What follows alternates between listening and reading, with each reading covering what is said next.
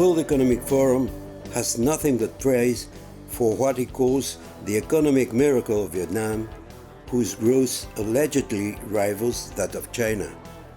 According to this organization, which brings together the bosses of the largest firms of the planet and political leaders from around the world, the success is a result of, amongst other things, and I quote, the massive investment for the benefit of the population, the guarantee that internet access is both accessible and universal, the conversion of the country to globalization, and the fact that the industrialists have become the main engine of growth. End of quote.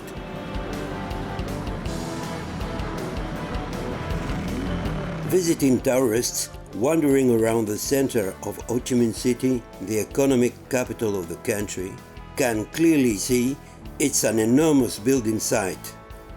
If they are returning to Vietnam after several years away, they will be astounded. The glass of concrete high-rise building shines brightly. The price per square meter ensures that they have sounded the death knell of quaint colonial buildings and threaten to stamp out those who resist. Advertisements are everywhere in the streets, squares, and high-rise buildings.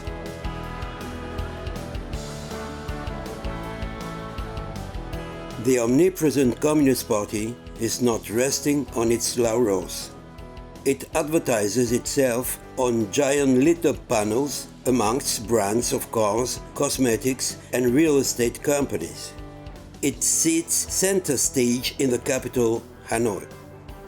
Whereas in Saigon, a bit closer to the ground, in front of the city's popular committee, Ho Chi Minh seems quite small and somewhat lonely in this flashy environment.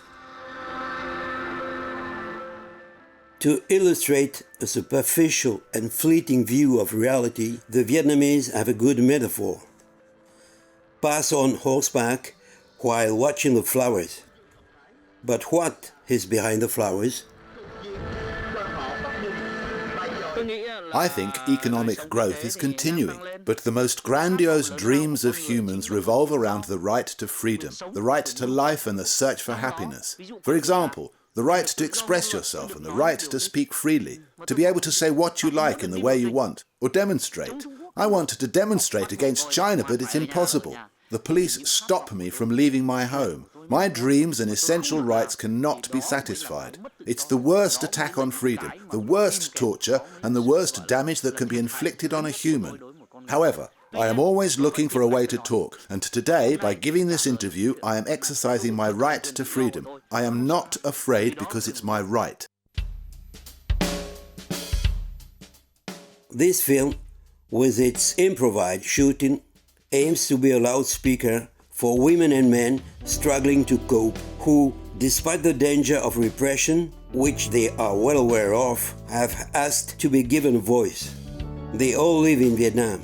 Many are well-known personalities in Vietnamese society, who gave their youth and a large part of their lives to support the regime.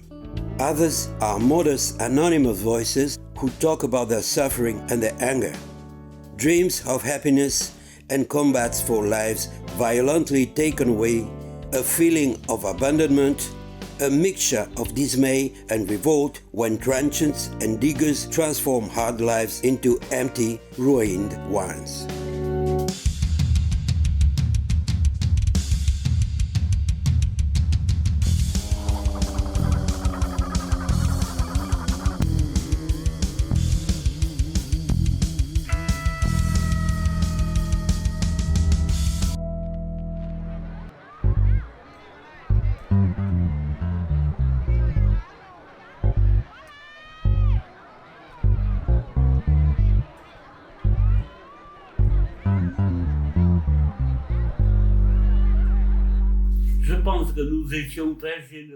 I think we were very generous. A generous generation. And because of the generosity, we got revolution. Because the revolution gives us freedom. And we thought we got freedom with our revolution. We never thought that it would turn against us.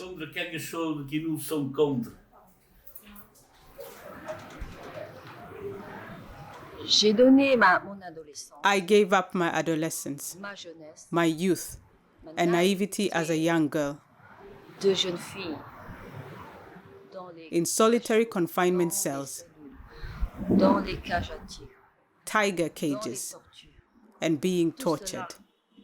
All this because I fully believe in the ultimate victory of the National Liberation Front.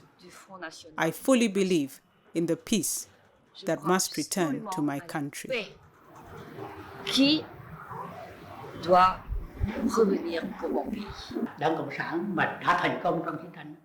The Communist Party won the war because at that time it was in tune with the people.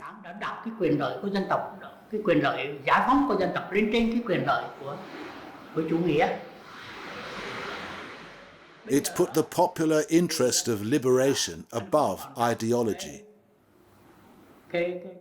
Now, it is doing the opposite, even though this ideology is in decline.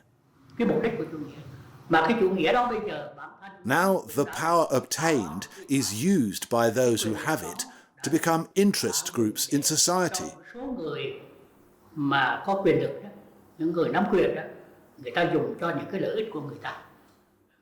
They are called the gang of red capitalists, and corruption is essential in these groups.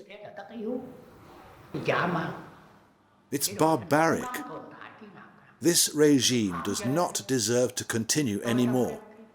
I wrote that this party had become anti-popular and damaging to the country. They are very dangerous, which is why I said that I could no longer stay in such a party. I think that all my parents and ancestors who took part in the communist revolution belong to generations who followed the patriotic aspirations of a people, but who did not really know about communist ideology. Through my actions and contributions, and by giving my opinion on lots of different subjects, I am fully aware and responsible for my duty to build a truly healthy and progressive civil society. We lived with bombs and bullets, but what kept us going? It can be explained by a love for the country. At the moment, I think the regime knows that it does not have the support of the people. But knowing that, it should listen to people. And what do people think? They think that it should govern. But what do we actually feel more clearly each day? They don't govern. They dominate.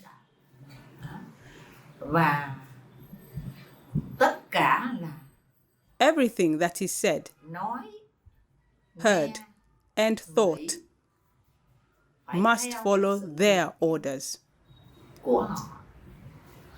We are never allowed to live freely.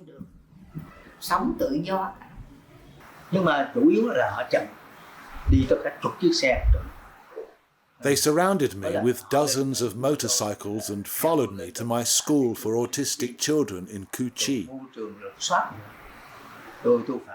They came in and did a search. I reacted really badly to this and had a heart attack. I was taken to Tam Duc Cardiology Hospital in Saigon for an emergency operation, and they put 3 stents in. Anh có bị hả? Thì bị vào stent. Nó có liên quan đến cái đó không? Thì nó liên quan đó là nó rượt đuổi Yes. trên đó là There were several dozen policemen, so I was very angry. thì tôi tức. Nhưng mà cho đến bây giờ But sau lần mà tôi since I appeared in front of the municipal theatre to demonstrate, biểu tình đó, thì like all of those who spoke out against Article 4 of the Constitution, which gives full powers to the Communist Party, tuyên bố về hiến pháp, my house has been permanently besieged, công nhận điều 4 hiến pháp. especially on Saturdays and Sundays until midnight. Sau này là ngày nào là chuẩn bị đi vào chủ nhật, là thứ 7 chủ nhật đó là nó. And I can't escape them Từ khuya. Và không bao giờ because there are too many of lần đó them. thì lần đầu tiên là thoát được, nhưng mà sau lần này không thoát được, bởi vì nó đông quá, nó đứng đông quá trước cửa nhà và chung quanh nhà, cho nên không thể nào mà. With this type of regime, where democracy is stifled like this, how can the country develop? Thì làm sao mà có chuyện? Tất cả anh chị em chúng tôi Our entire family took part in the resistance. trở thành những cán bộ They all became loyal members in the fight against the French, the Americans, and the Chinese. chống Mỹ và chống Trung Quốc. Năm 2017, In 2007, in this room, tôi làm một cái I organized a ceremony in memory of the Chinese professor Liu Xiaobo, cao cái ngọn cờ dân chủ a man who did a lot for the fight for democracy against the dictatorship of the Chinese Communist Party. căm Lưu Hiểu Ba. This party Và khi mà hated Lưu him, Hiểu Ba được tặng and when Liu Xiaobo won the Nobel Peace Prize, it was like a dagger in the heart for the Chinese totalitarian regime. thì lúc bây giờ tôi tổ So I organized the commemoration ceremony here. ngày mất của Lưu Hiểu Ba tại đây.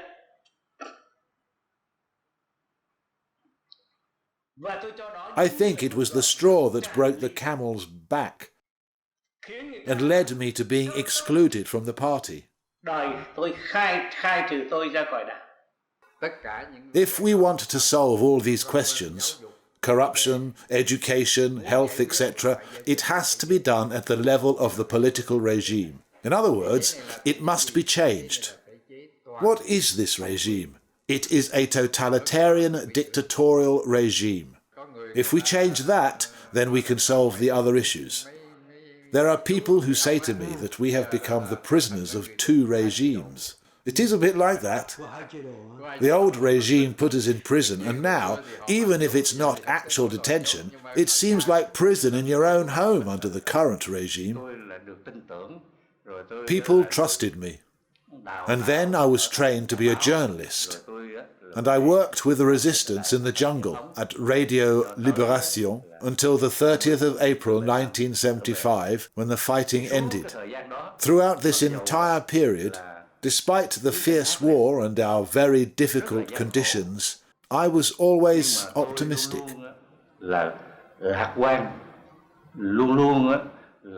I always thought that following the National Liberation Front to bring about revolution was the right thing to do.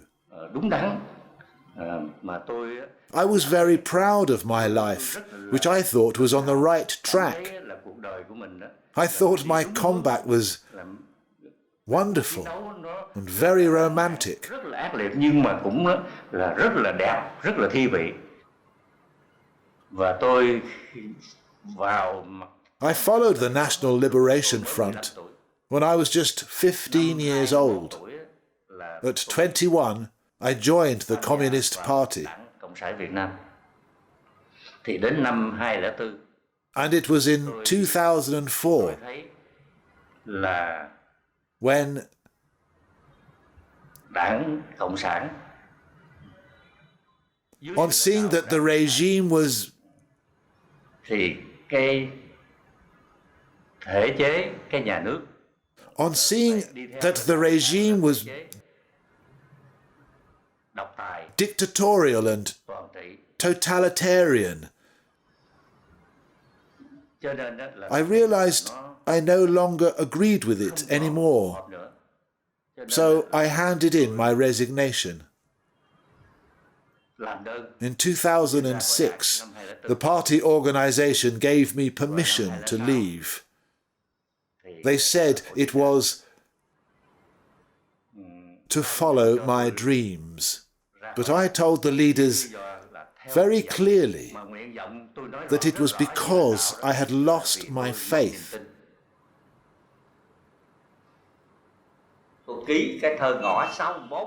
I signed the open letter from 61 party members, and the leadership accused us of changing ourselves, self-transformation.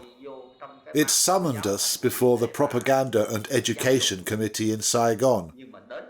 There, 5 of us, former members of the movement and high school students against the old regime, Vo Vang Tong, Huyen Tang Mam, Lê Kong Yao, Blue Tang An, and I, had to self-critique ourselves and be educated for 2 hours. We spoke at length, and when we had finished, the Propaganda Committee did not argue. But above all, Bu Ting An told them bluntly, "Our party is cowardly towards the enemy and cruel to the people." That is, cowardly towards China and cruel to our people. Win? Win against whom? Lose? Lose to whom? Win what? Lose what? If we are talking about winning, then yes, the North won militarily. But it completely lost with a war that weakened the country, and it must now embark on a path for which it criticized the South. So, all considered, the North has lost. Those who, like us, took part in the resistance movement in Saigon under the old regime find that the situation in the country is getting worse every day. At a push, our people could live without much, but not in a society where there is no security. A society where every day, when you open the newspaper, you see cases of corruption, crimes, thieves who steal and murder, and all kinds of crime, with police officers who, instead of being on the people's side and protecting them, make their lives more difficult and beat them and repress them during demonstrations.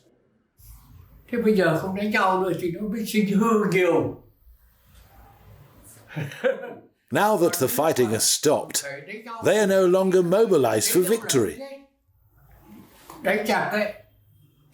They only think about eating and drinking alcohol. There is a lot of corruption among senior leaders. Nothing good.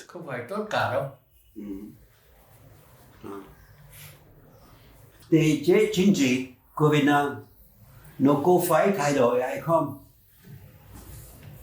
Nghe thấy không? Thể chế chính trị Việt Nam có cần thay đổi hay không? Yes. Yes.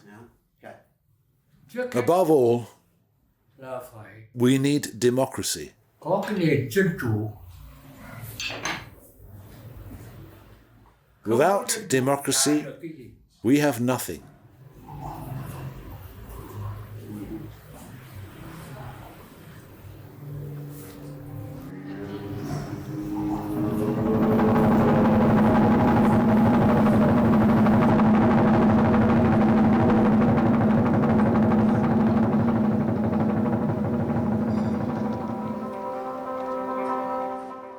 According to legend, the magic sword with which the King Leloy defeated the Chinese invaders in the 15th century was entrusted to a legendary turtle living in a lake in the center of Hanoi so that it looked after the sword.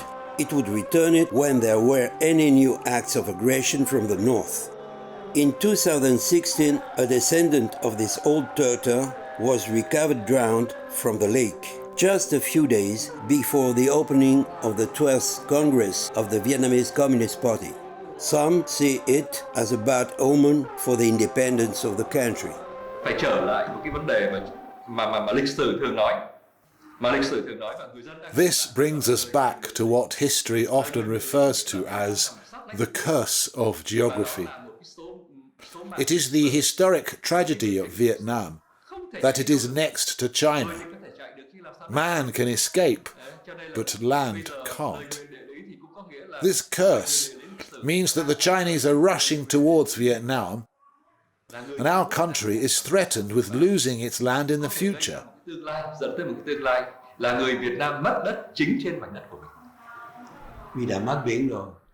Yes, it's like it has already lost its sea.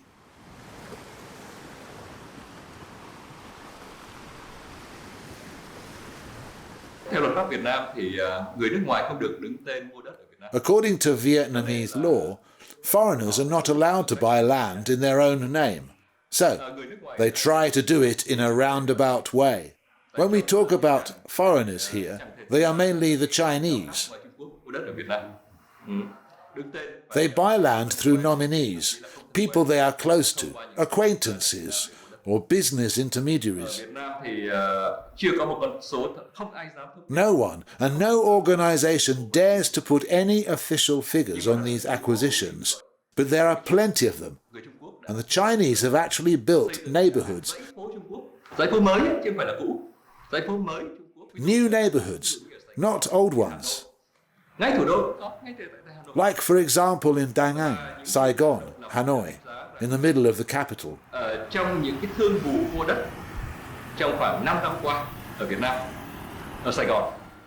In Saigon, over the last 5 years, independent experts have estimated that at least 30% of all transactions are property purchases made by the Chinese under the counter.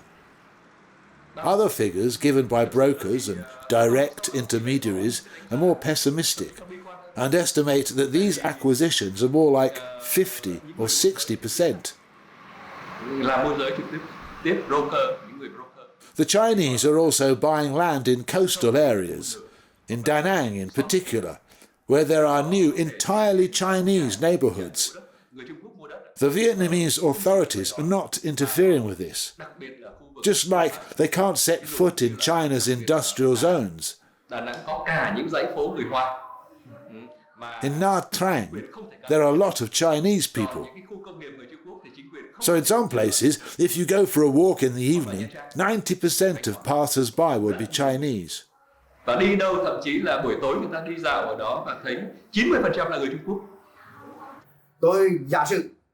If there is a war between China and Vietnam, China, here in Da Nang, could split the country in two. Over the course of history, China has gradually infiltrated a fifth column.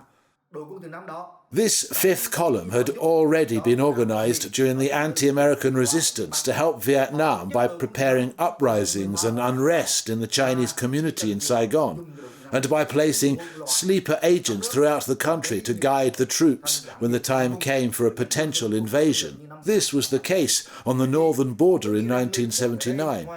I think that the Chinese in Da Nang are here to trade like all citizens from other countries. But surely the fifth column forces are in this community because this part of the country is highly strategic.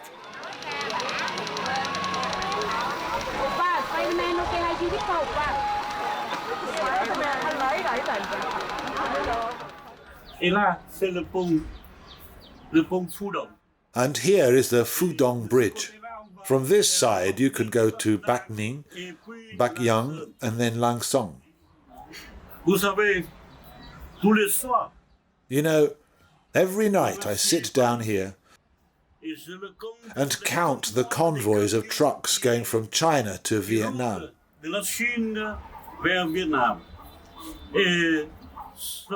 And, based on my estimates, Every night, there are around 5,000 trucks that make the journey, like army troops with their headlights, steadily and in a disciplined way.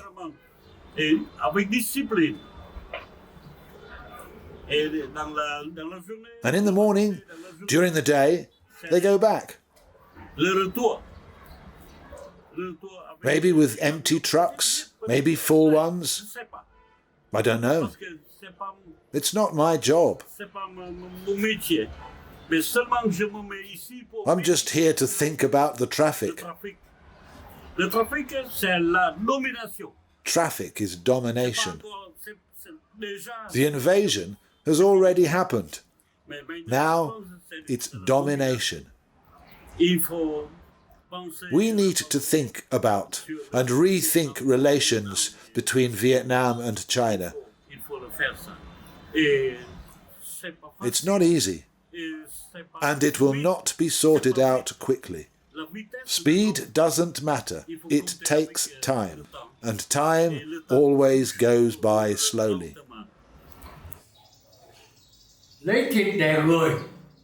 Steal and oppress. That's the tradition of Chinese leaders.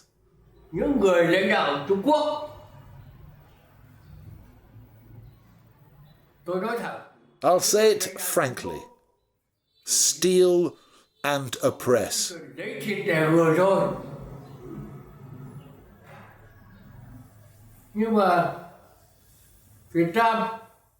But Vietnam can't go anywhere.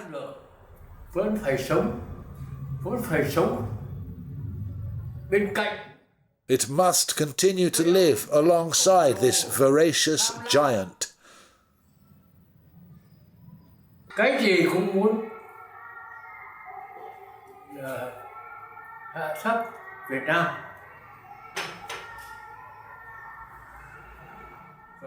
It wants to grab everything and belittle us. It still wants Vietnam to bow to it. But it never will.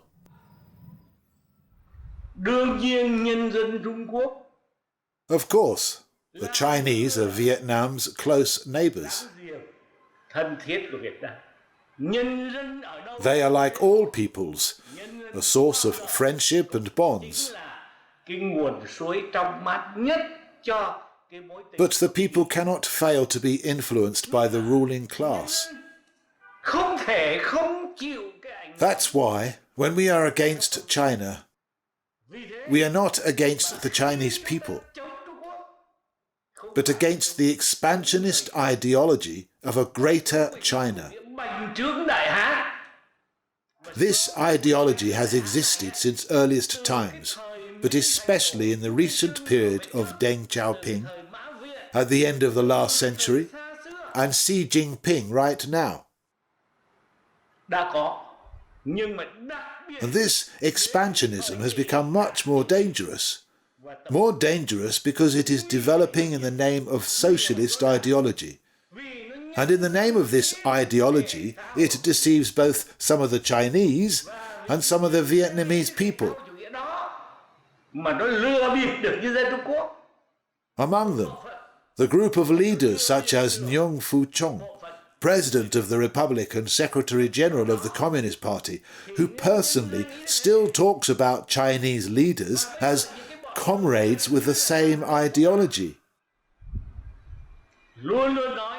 Just as there is a touchstone to the test of purity of gold, resistance to China is the touchstone to test the quality and the character of Vietnamese patriots now.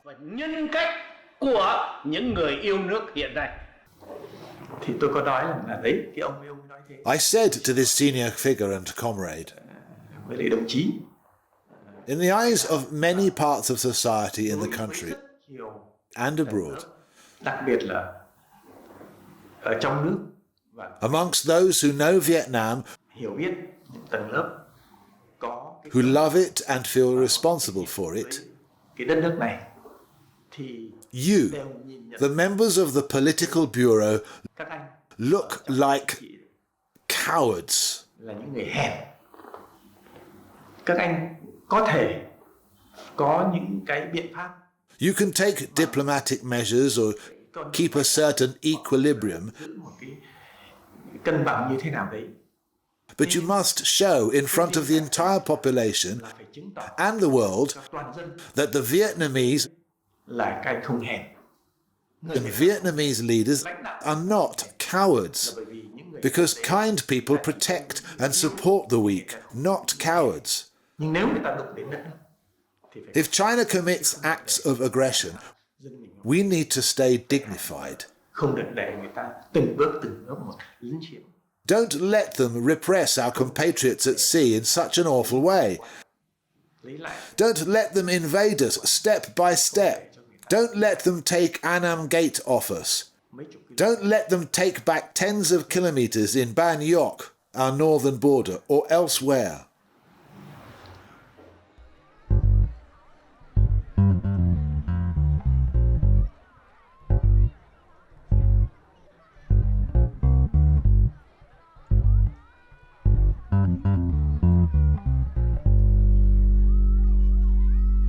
Họ làm cho mọi người sợ hãi.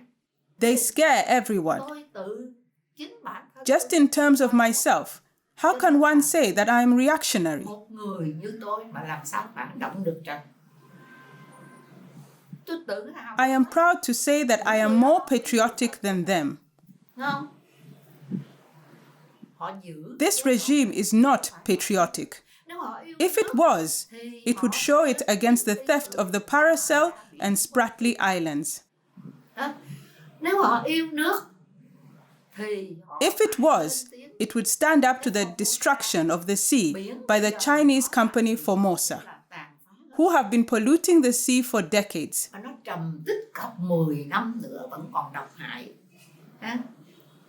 Vậy đó mà tôi và anh em cùng tham I went to demonstrate with friends to protest against this peacefully, Formosa.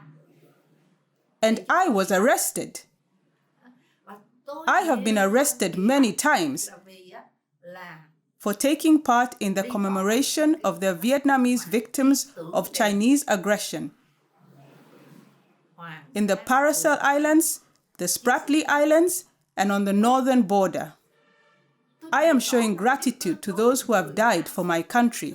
Why am I being treated like a reactionary?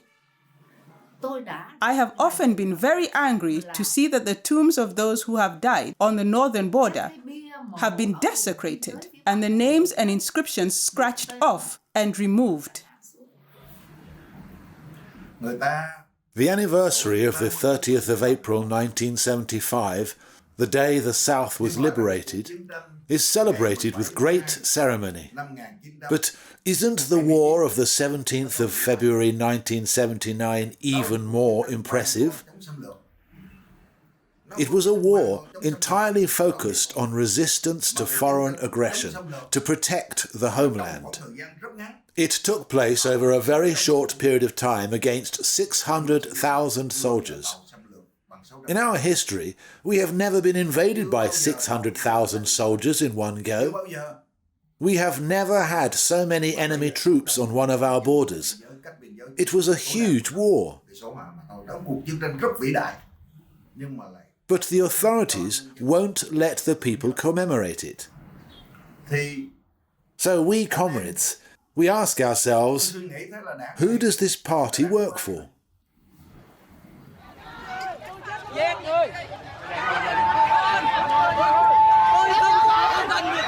Đây là vết máu người Tập Cận Bình.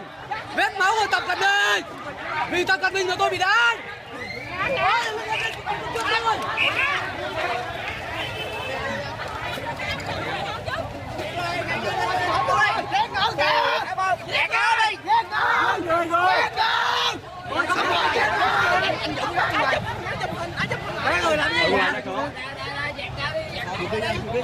Chụp đi. Tôi chết nhưng tôi đuổi Tập Cận Bình ra khỏi Việt Nam. Tôi không chạy rồi. Tôi nè. Chụp hình ảnh giùm. Chụp hình ảnh giùm. Bản thân tôi không được tham gia cái Vị Xuyên Hà Giang I did not personally take part in the fierce fights in Ha Giang in 1984-85. History doesn't mention them, just as the war of aggression of 1979 is only very briefly broached in school textbooks. This war was very violent and led to huge losses. 4 towns on the northern border were completely devastated: Lang Song, Lao Cai, Tam Duong and Cao Bang. I went to Pho Lu and Lao Cai following the Chinese retreat. I saw the devastation to the land that they had left behind. Railway tracks completely destroyed, twisted rails, no electric pylon left standing. All the bridges over the Red River collapsed, like those in Kok Liu and Cao Hu. Sewer pipes destroyed. Trên đường của tôi cũng đều bị đánh để họ triệt phá cái chuyện mà chúng ta Việt Nam phục hồi kinh tế. 3 years after their withdrawal, the town of Lao Cai was still just a field of lifeless ruins. The water plant and power plant were razed to the ground, the church in ruins, markets, schools and homes devastated. A ghost town, basically. Sau 3 năm mà vẫn không thể phục hồi, không có người sống. Thì thị xã Lào Cai khi chúng tôi lên năm 1982 thì như là thành phố ma.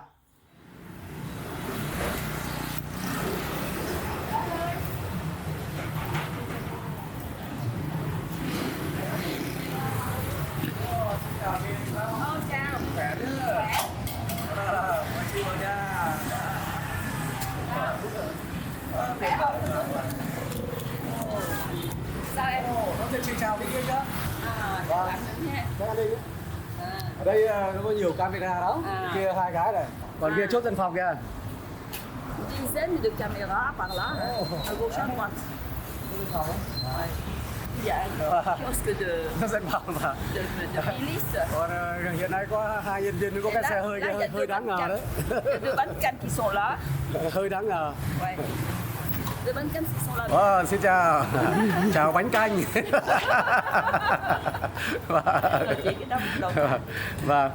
Mới đây, recently, on the occasion of the anniversary of the 17th of February 1979, the first day of the resistance to the Chinese invasion, our club, Le Fudong, issued a statement calling on our members, our friends and our compatriots to meet in front of the statue of Trang Hung Dao, to burn incense sticks there. This is the least we can expect from every citizen. The authorities don't commemorate it. Citizens do. So the authorities prevent it.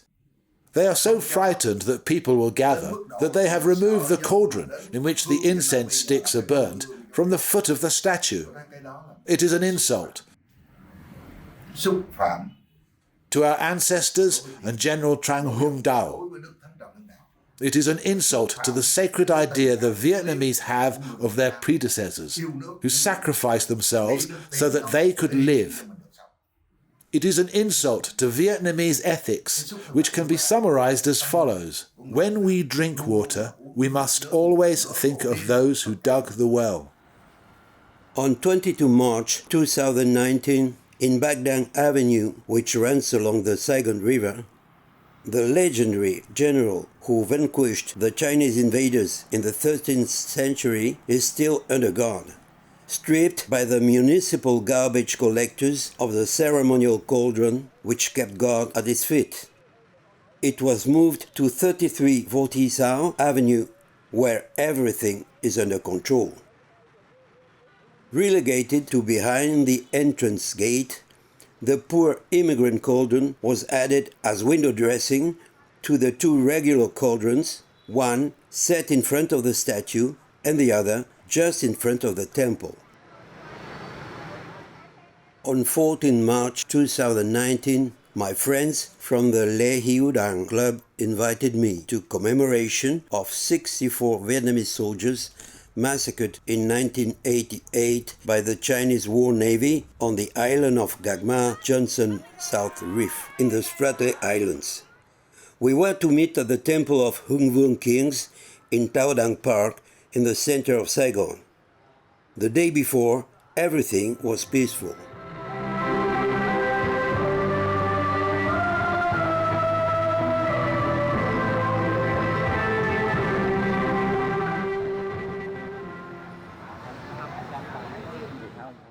But the next day, the main gate was padlocked.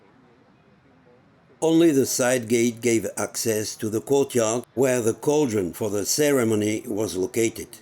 Almost all our friends were stopped from leaving home by the police. 4 of us, in our 70s, stayed and were soon identified. Voilà. Et là, il nous a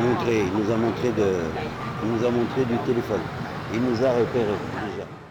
And quickly surrounded by dozens of aggressive people, men and women, in uniform or in plain clothes, a few minutes before harmless passers-by.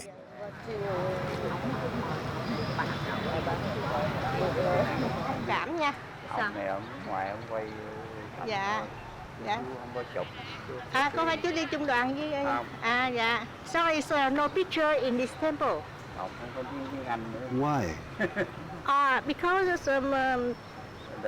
some monk, she said, cannot. But nhưng mà hôm qua chú đi đến đây, quay phim, chụp ảnh, thoải mái. Tại sao buổi sáng này thì không được? Because yesterday different today. Why different? Sorry, sorry. Because today là lễ tưởng niệm những liệt sĩ đã ngã xuống tại Gagma năm 19. Phải biết lịch sử của mình mà. I don't know, but today I must do everything to clear my temple. Sorry. Ông biết rõ rồi. Ông đến đây chính về lý do đó. So sorry. Không phải để tu niệm, có phải không? I don't know. Rồi. So sorry. Welcome. Please. Although the truncheon is never far away, in Hanoi, in front of the statue of King Ly Thái Tổ, the authorities' technique is much more grotesque. On the day of commemoration, they mobilize a group of fake dancers to fill the square and use speakers to drown out any speeches. They prevent the commemoration in every way imaginable, including hiring groups that dance and sing, like in Ly Thái Tổ Square. It's awful. They're like a bunch of prostitutes. But we are not powerless. We will take our flowers to the sea, in Vung Tau or Can Yu or Phan Thiet, or indeed anywhere else. All these commemorations are in faraway places because they stop us from leaving home on the day. So we leave in advance and then meet up later.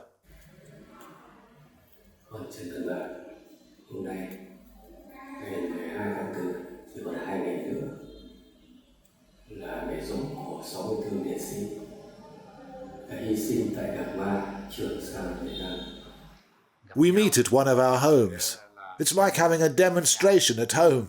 We display slogans and stand next to them for photos, which we put on the internet.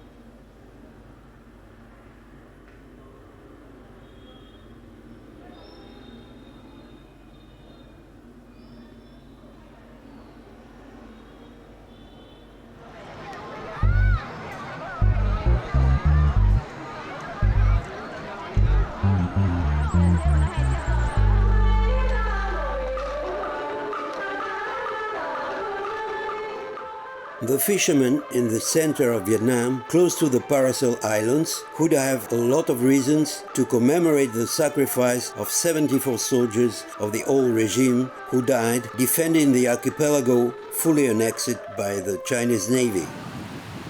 Since 1974, this ancestral fishing sector has been forbidden to them, and yet, to make a living, they have no other choice than to defy this prohibition.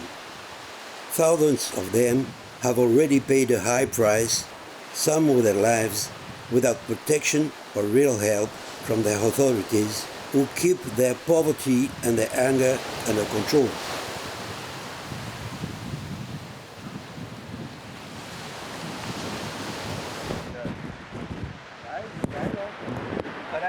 Dạ, đây nó vô lấy. Bén gì vô lấy vô lấy, nó bén lên mét. Đây, nằm nghiêng.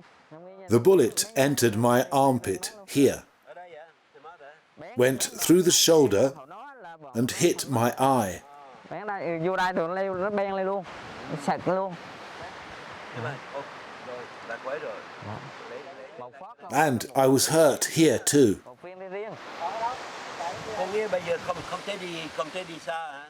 From the house here, it's quite difficult and painful to go anywhere. No, I can't. I'm going to put on my glasses. No, I can't see clearly. I only have 30% of my sight in this eye. I have lost 70%. Not at all. I have already been arrested. I lost a boat in the Paracel Islands, near Da Loi Island. Yes, everything was lost. They rammed us. Yes, they sank us. 6. Yes, we were rescued. Yes, Vietnamese fishing boats came to our rescue. We often see them and try to avoid them. But they won't leave us alone and want to sink us. When they can't, they throw things and smash the cabin windows. Day and night. It's very difficult. So I would like the state to help me and other fishermen to have a fund that enables us to continue working to feed our families. Tôi đi làm để về nuôi vợ nuôi con, nhưng mà tôi sống là hồi nhỏ lớn lên là tôi sống cách là hơn mười mấy năm rồi. I have lived like that for more than 10 years. Không biết gì nữa hơn. I have always depended on the sea and can't do anything else to make a living. The state and the government must help us overcome these difficulties. I haven't been helped so far. In the Spratly Islands, the Chinese shoot us as well. They have injured fishermen in the legs. Injured, but not killed them. Now, they are everywhere in the Paracel Islands and are invading the Spratly Islands too. This makes it difficult for us to survive economically and is forcing the fishermen here to go further and further away to be able to feed their families.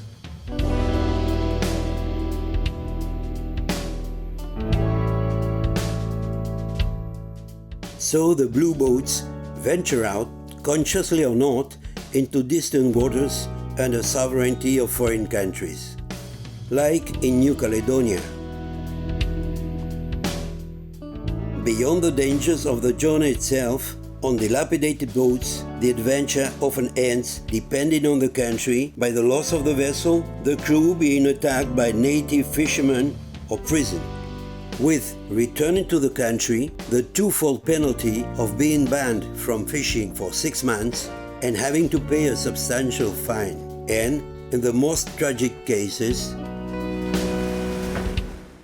if a boat suddenly appears, the divers fishing at the bottom have to come up too fast, and there are sometimes decompression sickness accidents. Some have been partially or completely paralysed, and others have died. If this happens, we put salt on the bodies and keep them in the hold to preserve them during the return trip, so that the families can have a funeral when we return. Chính quyền Việt Nam nói về người dân thì một phải bám biển và cái thứ hai không bảo vệ khi họ gặp sự cố ở trên biển thì ông nghĩ như thế nào? Có thể chịu được không? Tôi nghĩ là họ là chuyện không bảo vệ. To say that they don't protect fishermen is unfair. The Sea Police has often protected and rescued Vietnamese fishermen. But I don't think that the protection policy is good enough. That's why fishermen are facing difficulties. I don't know if it's down to the weakness of our navy or the lack of boats, but our fishermen are only rescued after there is an incident. They are not protected from aggression before it happens, at the first opportunity, when threatening Chinese boats could be chased away. Vietnamese maritime law does not provide sufficient protection. Các cơ quan thực thi pháp luật trên biển của Việt Nam làm cái việc đó chưa đầy đủ.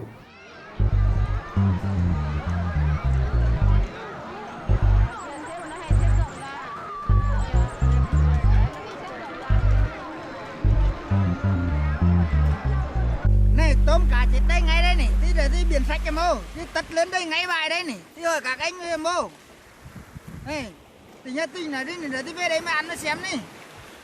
You have to choose shrimps and fish or steel.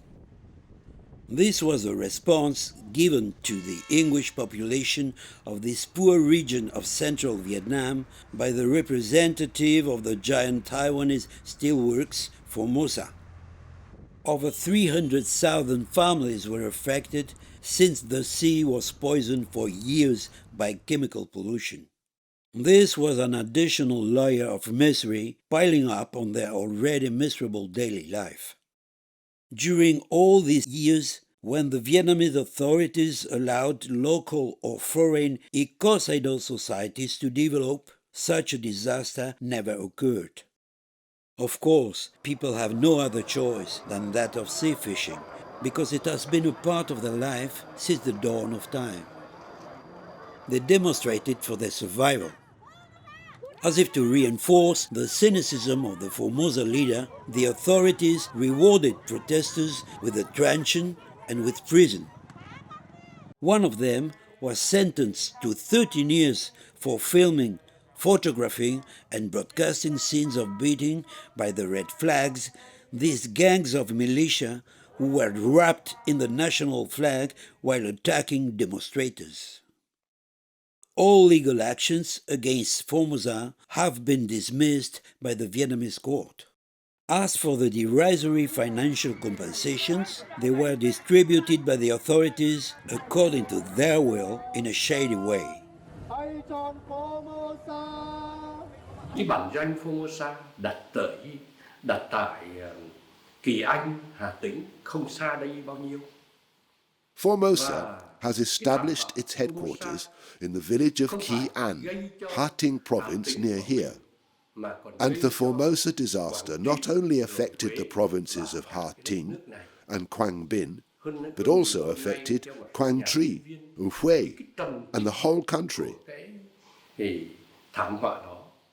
Even today, students have revealed that the cause of the disaster is still active, that ocean currents still carry toxic substances, and that these toxic wastes continue to be buried near the streams. So the disaster does not only affect the sea, but also the hot water currents, springs and underground water. Who knows when all that will be cleaned up? It is a pity that the state so far has not yet used advanced technology to eradicate these poisons. And it is also regrettable that the cooperation aid offered by the United Nations and other countries has been refused. Cũng rất tiếc là Liên Hiệp Quốc và một vài nước muốn vào để giúp Việt Nam, nhưng mà bị từ chối.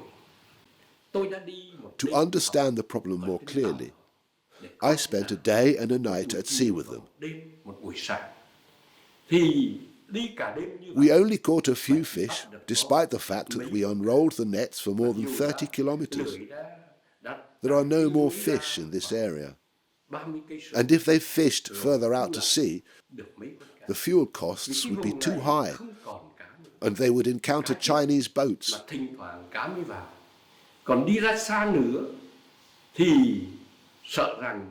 And these Chinese boats use drag nets that catch all fish, big and small.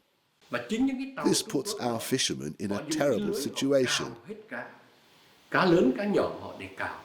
Thành thử ra người dân của chúng tôi đang ở trong thảm trạng. There was a time when the riches of the sea made it possible to live, feed, raise families and build houses. But this beautiful region has now become a dead one. Để sinh sống, để xây nhà, để dựng vợ gả chồng cho con, hôm nay trở thành vùng biển chết theo một nghĩa nào đó.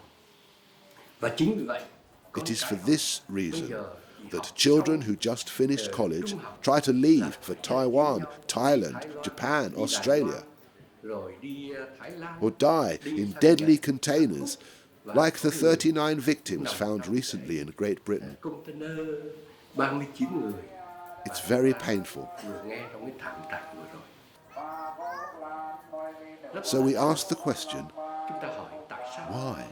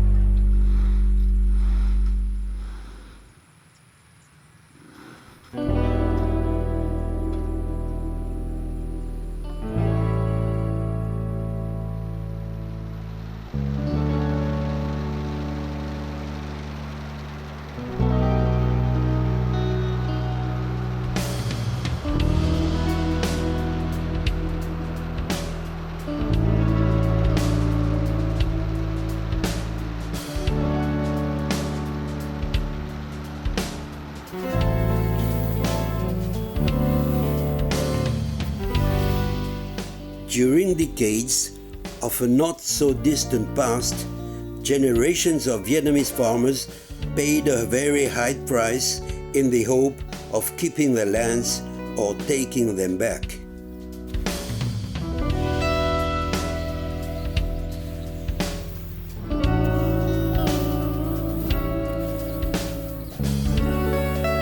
Từ khi mà anh là cái lực lượng lãnh đạo.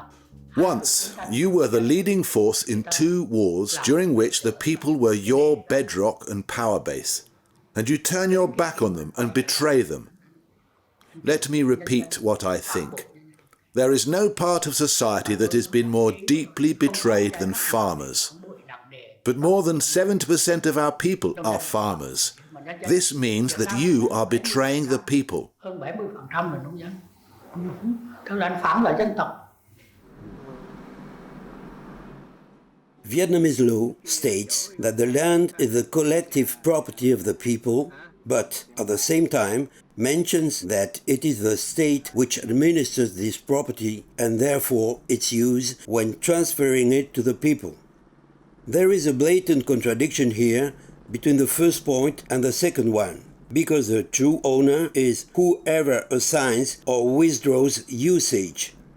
However, in Vietnam, the constitution, established under the aegis of the Communist Party, confers the leading role of the state and society to this Communist Party alone.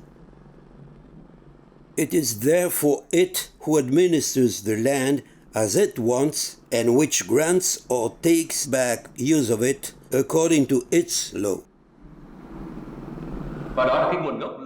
This is the main source of corruption that enables the various interest groups, I would actually say mafia groups, to form ties with greedy businessmen and state officials.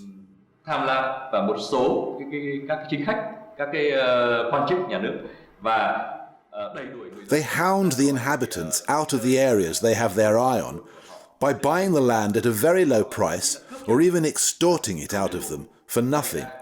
Then they sell it on the market at prices 10, 20 or even hundreds of times higher. There are still no official state statistics.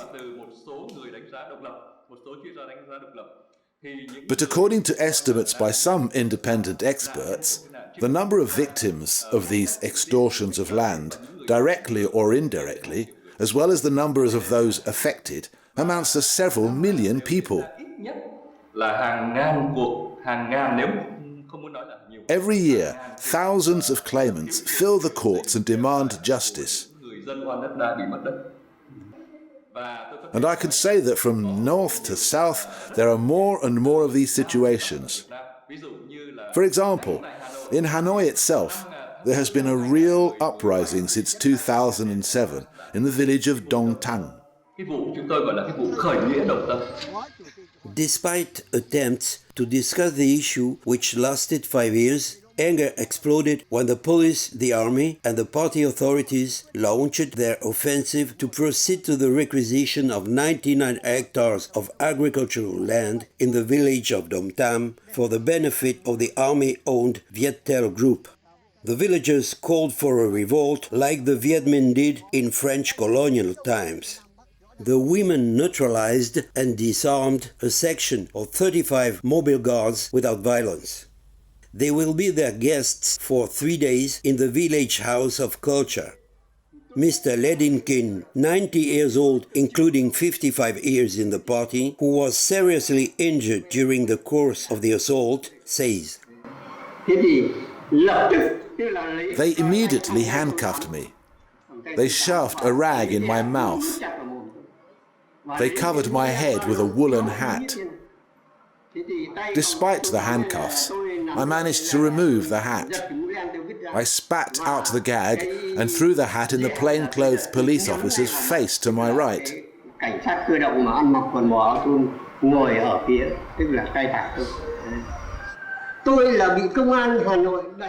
I was attacked by the Hanoi police officers who disabled me. They fractured my pelvis. The femur was broken in 3 places.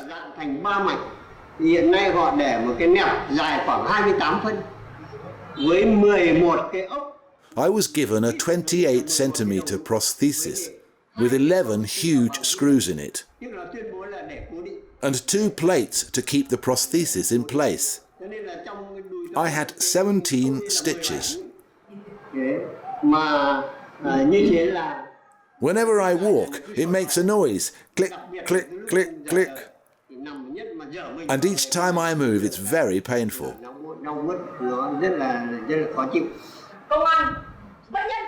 The police are inhumane. They protect the corrupt. When the people speak out, they are hounded.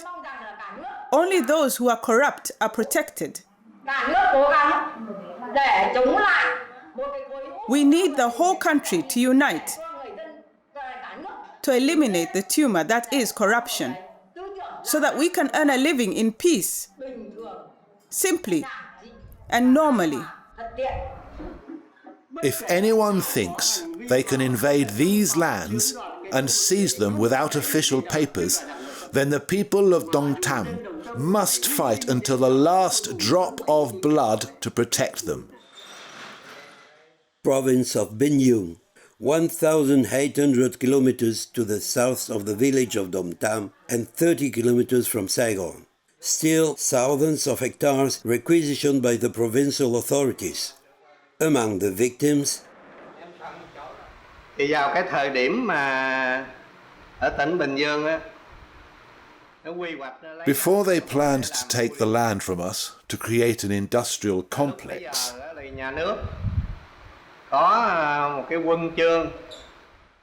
the state awarded our village the title of Heroic Village, because many of us had sacrificed ourselves during the resistance against the Americans.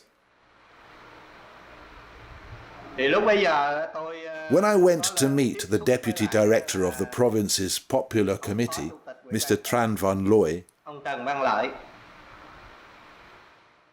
he said to me, "Well, at the time, you were a heroic village. Now tell your compatriots that they must continue to sacrifice themselves to build the country." So I asked him, "Who do you want us to sacrifice ourselves for now? We shed our blood, gave up our lives, and now you are taking our land off us to enrich whom? At whose expense?"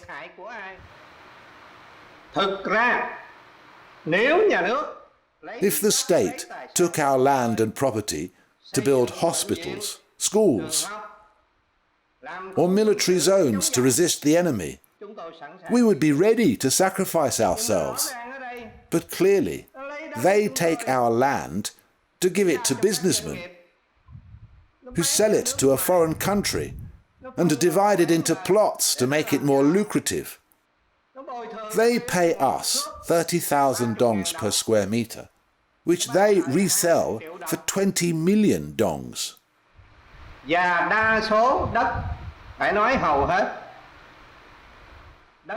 And almost all of this land taken from our families has been left fallow, waiting for a buyer. All they did was invest in a few tarmacked roads and some infrastructure to sell at high price. Why, in these circumstances, would we sacrifice ourselves? The local authorities have stepped up pressure to oppress us and take our property. What they have done in reality is not coercion, it is theft. When you coerce, or when you requisition, you have to compensate. But they don't care about the people, whether they live or die. My grandmother was awarded the title of Heroic Mother of Vietnam. My two great-uncles are martyrs. President Phan Van Dong awarded the honorary certificate for resistance to our family for its patriotism in the two periods against the French and the Americans. My father, Thai Van Phat, was deported to the Pulo Kondo prison. In our own modest way, we sacrificed ourselves for this country. But now, the local authorities in Bin Nhon are taking 11,000 square meters of our land from us. You have already taken our bones and our blood. We just have some property left to live off. Please don't steal it from us yet. I am from a family of martyrs. My big brother and my little brother are martyrs. My mother was awarded the title of Heroic Mother of Vietnam.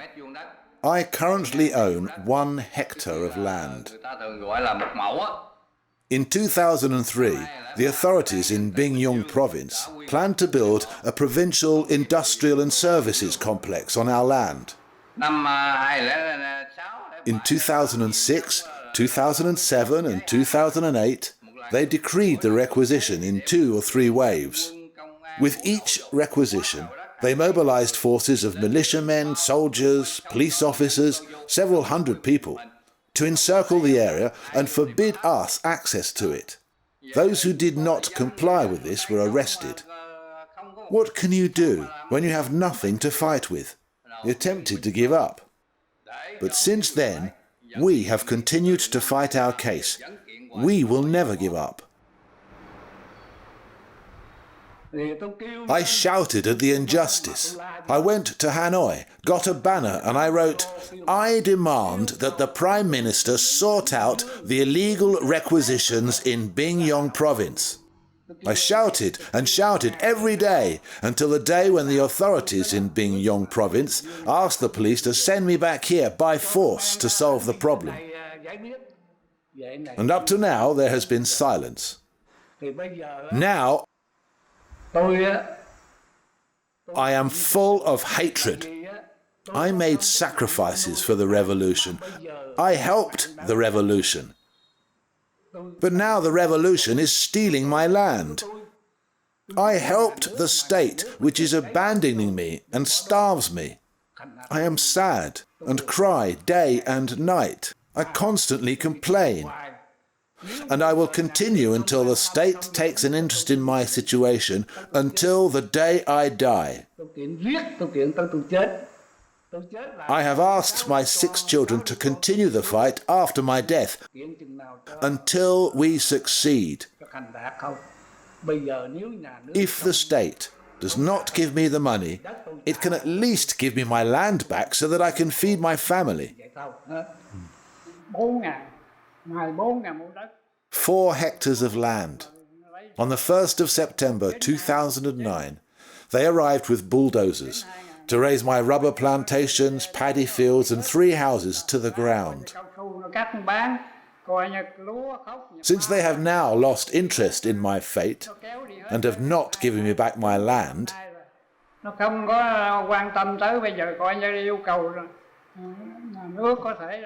then they must give me money to buy other land for my 3 children.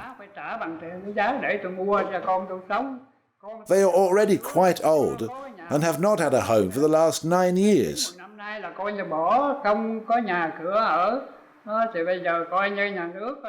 Of the 3 devastating periods that we have endured, the current period is the worst. During the 2 previous periods of foreign occupation, our property was burnt down and devastated, but we still had the land. Now, we have nothing left.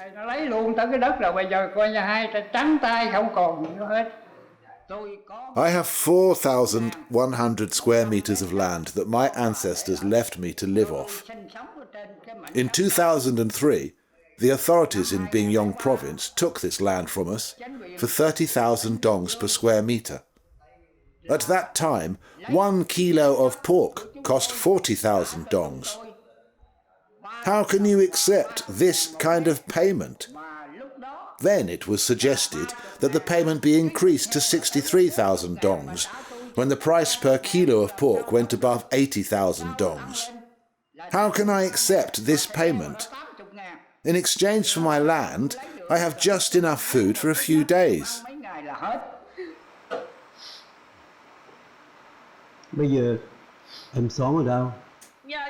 I have a very difficult and unpredictable life now. One day I'm hungry, and the next day I can eat. My children don't have a house. They live in small rented studios.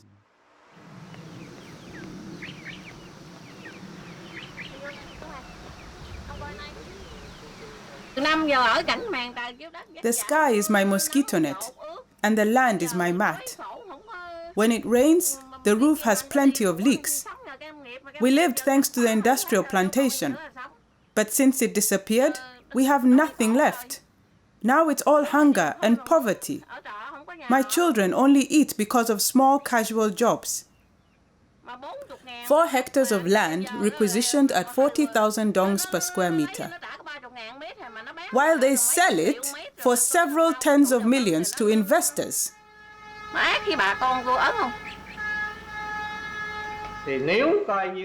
If the state thinks that we are criminals, then shoot us.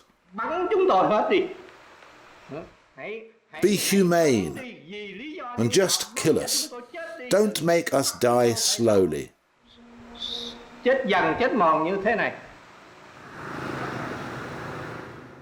If the agricultural land is wanted by many, urban land is the prey of choice for even more lucrative real estate projects, like here in Hanoi, in the Long Bien district.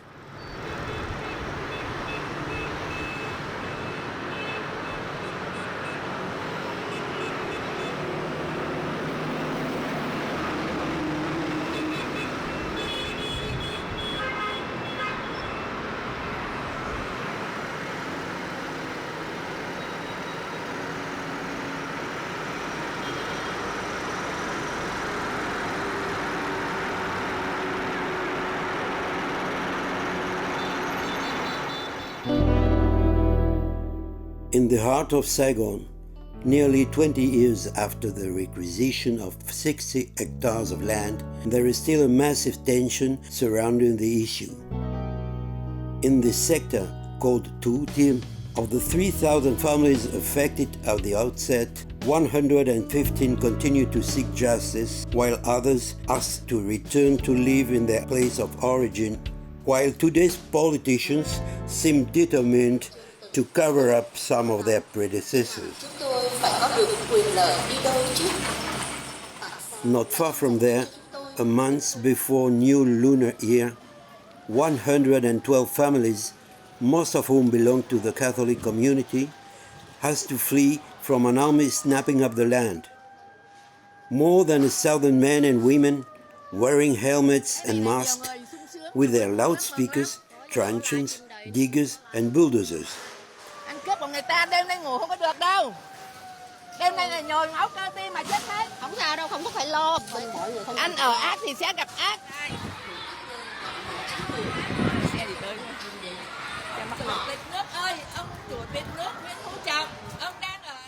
5 hectares of houses and gardens were razed to the ground that families have occupied since 1954. One more name to add to the long list in this national tragedy, the gardens of Lap Hung. Gentlemen, do you realize that you threw 1,000 families out of their homes and left them in an unbearable situation? Every time I think about it, it's intolerable. I can't imagine that there are people so inhumane that they sign decrees like that and treat people so barbarically. Forgive me for talking like this, but we are seen as being beneath dogs. On the internet, you described us as ringleaders. Chan, Trúc, Bao, Tien, myself, and 25 others. How can you say that we have an organization when it is you who are organized to requisition land illegally?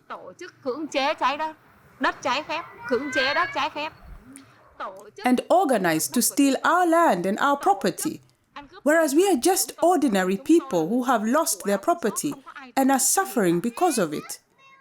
You say that we are organized to prevent theft, but as our ancestors said, it is the thief shouting thief.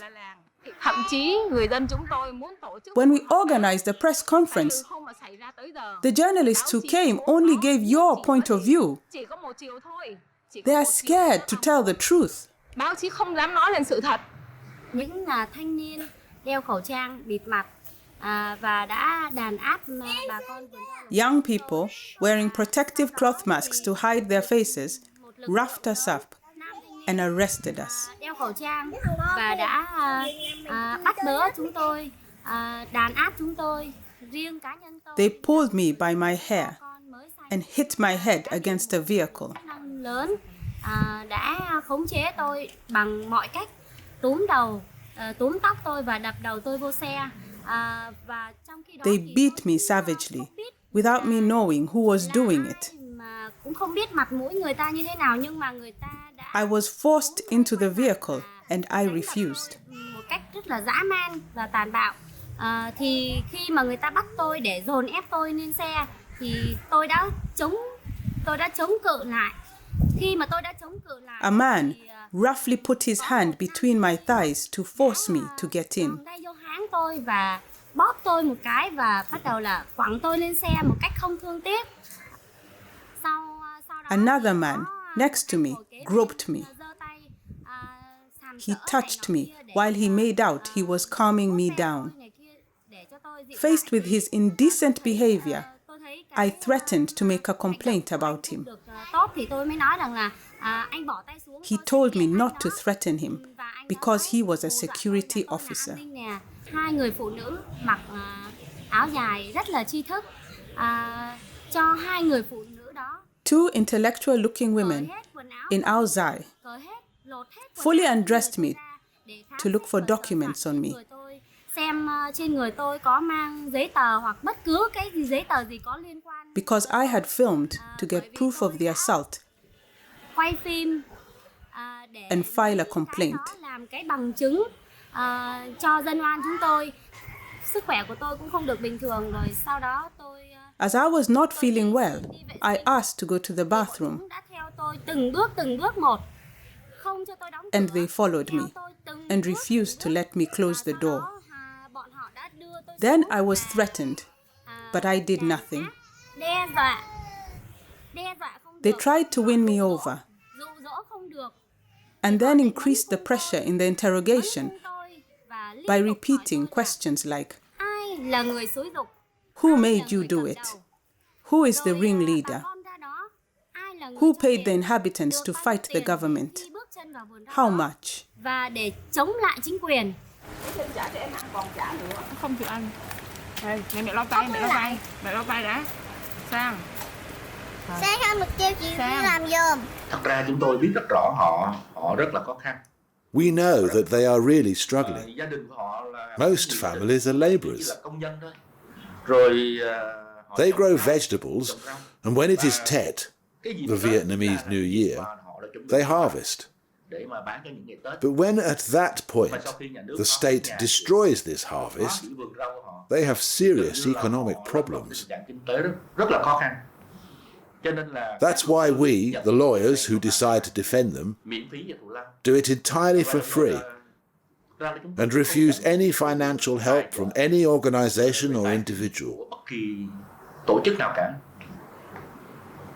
Tôi tán thành cái cách gọi. I agree that the situation of the people of Tien Liang, Dong Tang and Thu Tim in the south, Ở Đồng Tâm, ở Thủ Thiêm trong miền Nam, and most recently Loch Hung Gardens, can be described as a national tragedy. gọi như vậy.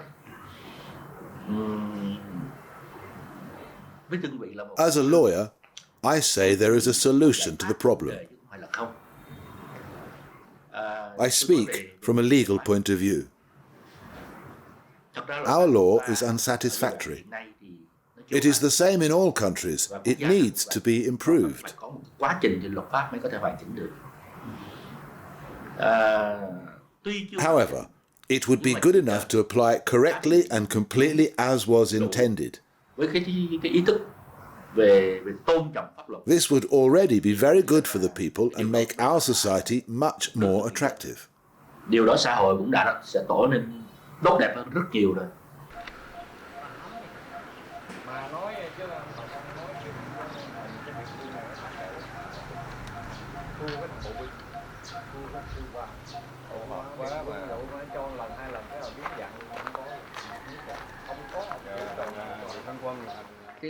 After 1975, our state and our party made mistakes with the line adopted. This prevented solidarity and national harmony. We should have adopted a policy to get rid of the hatred. For example, by forcing people to go to re-education camps. Why send them there for more than 10 years? Why did we think we could change the way of generals and officers think? Everyone has their own way of thinking. Wouldn't it be better to invite them to come and explain the path they chose, politics, etc., and then release them after 2 or 3 days? Why hold them for more than 10 years? That's a mistake as regards to national solidarity. And without this solidarity, progress is not possible for the country.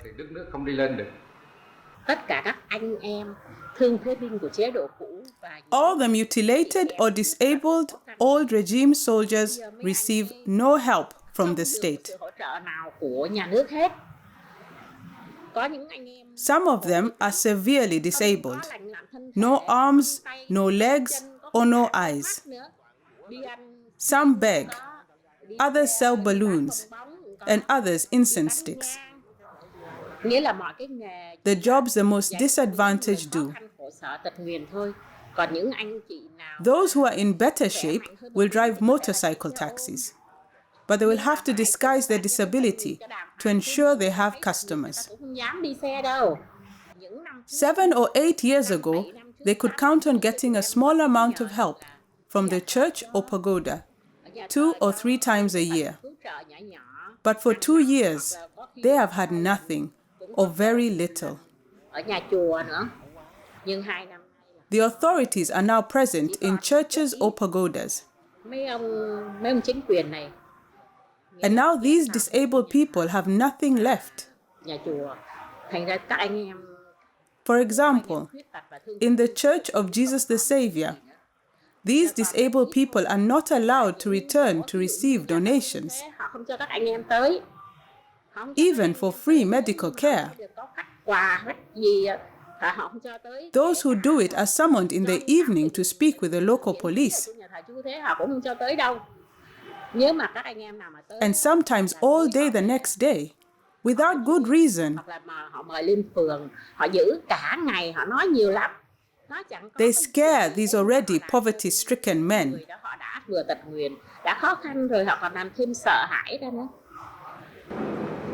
Đồng tháp bắn bông hồng ngoại tôi cảm ơn chị, cảm ơn cô bác và chân thành cảm ơn quý ông bà, cô bác anh chị.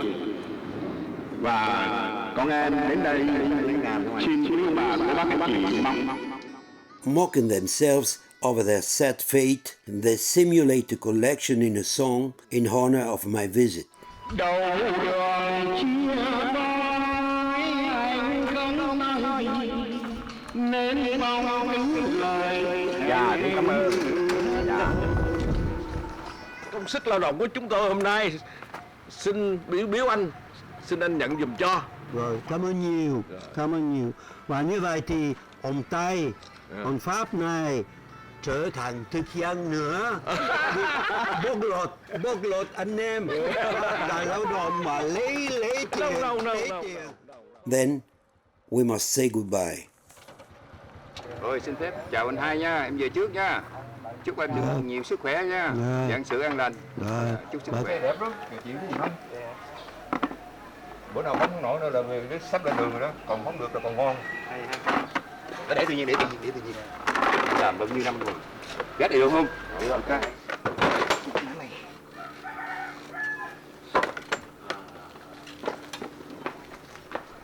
Anh câu cổ nó đi. Câu cổ.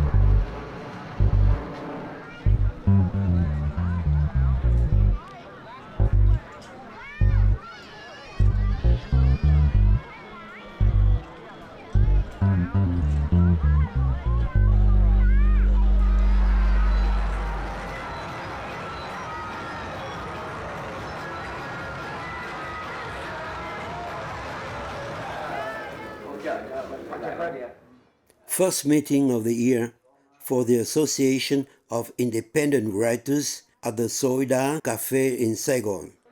It's a pleasure to meet again and award the prize of the year to the daughters of Ha Dinh Nguyen, who recently died. There are many who have been prevented from coming and forced to stay at home by the police.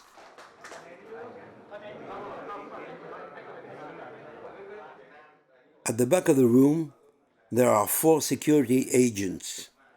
They film, record, and communicate with their bosses. And finally, they create a disturbance to interrupt the meeting. Les écrivains ont leur propre.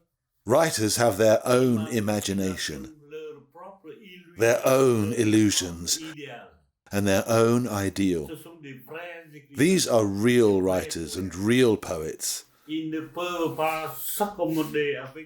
They cannot accommodate the demands of any political regime.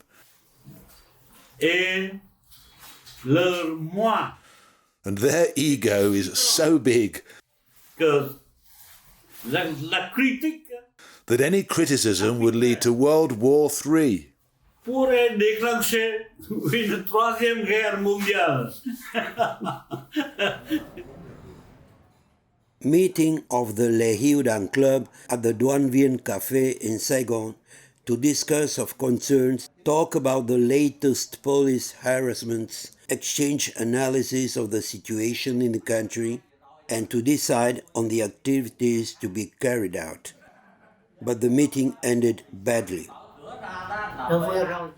The Le Hudang Club recently held its first meeting of the year.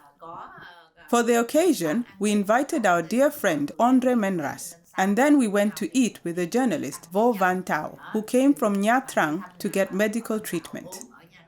Just after that, the poet Phan Dak Lu was arrested. Oh, we were just sitting and eating together, drinking coffee, being nice to each other. And we are not allowed to do that now? What is this strange regime?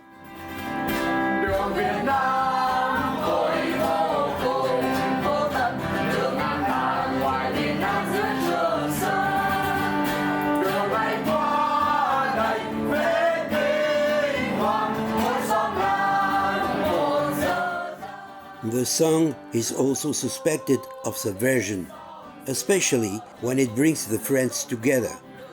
The singer who runs the group was invited, as is becoming customary, to come and work at the police station 1 week after this evening. The group has not dared to meet since.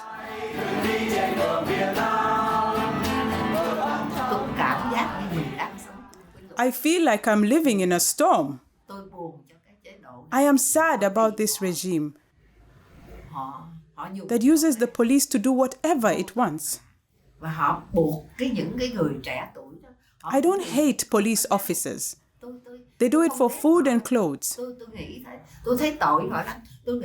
Thankfully, my children don't have to do the same thing.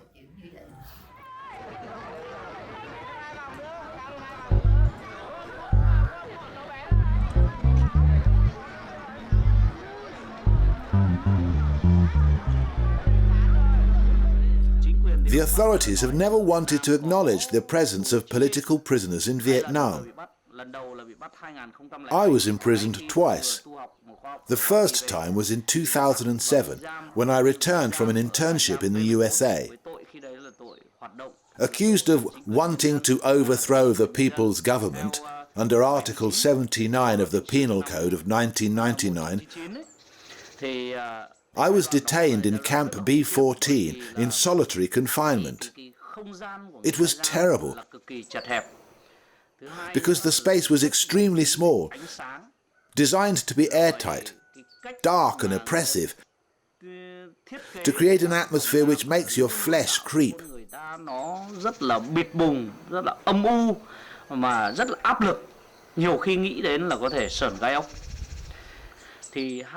During the second period, in 2012, I was imprisoned with lots of people. There were 53 of us in a 25-meter square room. I was among drug addicts, people with AIDS, thieves and murderers.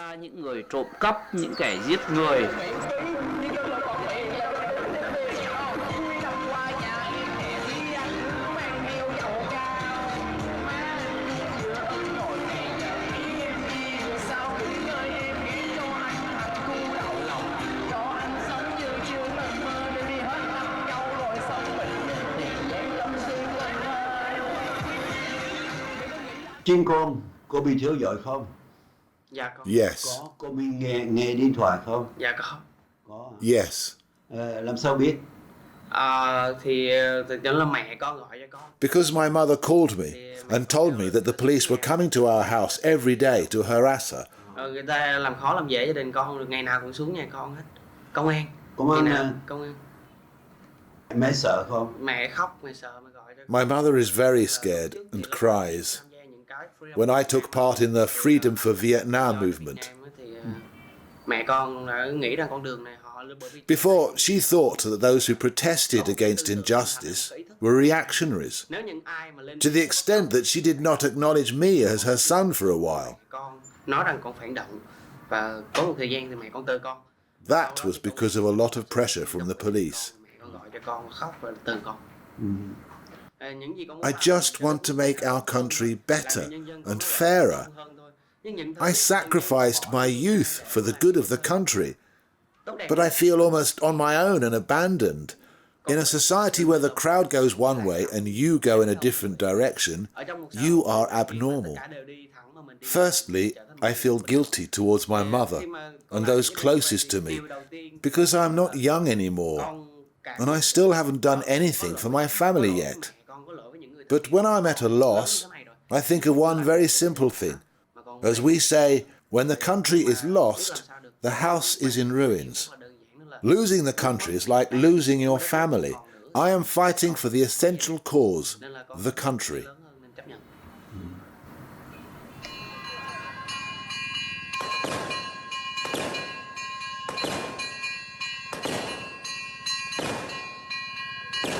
Since the last interview with the villagers of Dom Tam and great-grandfather Ledinkin, a dramatic and irreversible step was taken by the government.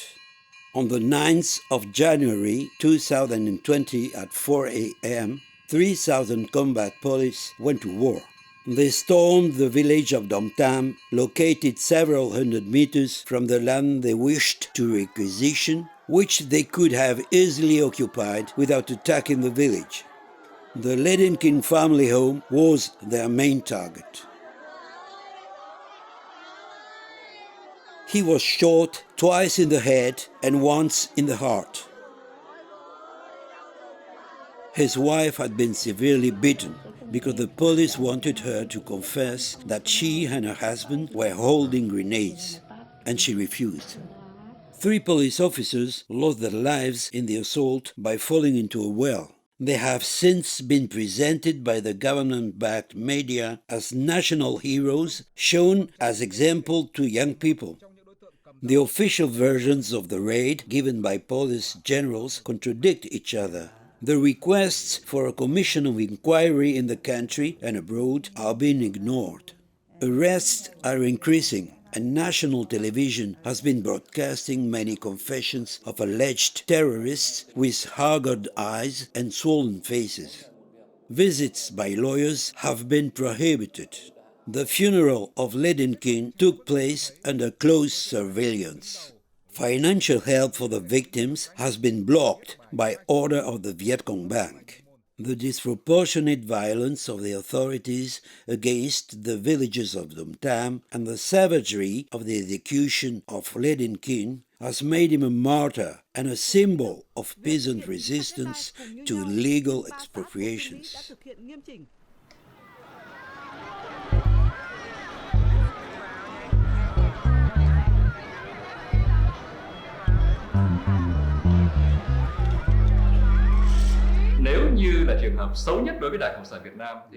In the worst case scenario for the Vietnamese Communist Party, it will end in elimination, as it did for Gaddafi in a sewer pipe in Libya.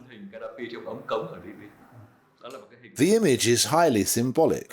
It was a total and humiliating elimination. In the second scenario, there will be a democratic change in Vietnam over the next 10 to 15 years.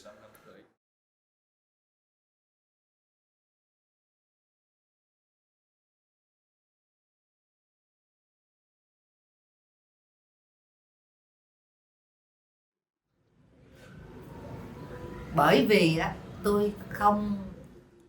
don't think this fight is going to be won overnight. It will take time, but it will be won. That's definitely what I think. Why?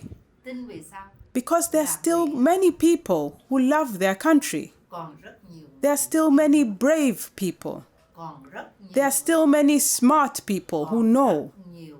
And there is the international community.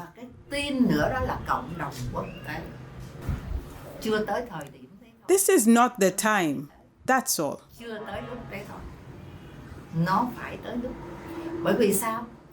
When everyone has managed to overcome their fear, then things will start to happen. thì cái nắp nồi phải bung chứ. We need to overcome fear. We are paralyzed by it. Il y aura certainement un jour. There will certainly be a turning point when things change. That's for sure. C'est un régime qui s'agonise. This is a regime that is dying. But the leaders do not realize how far things have gone. They still think they are very strong. And they forget the strength of the nation, the strength of the people.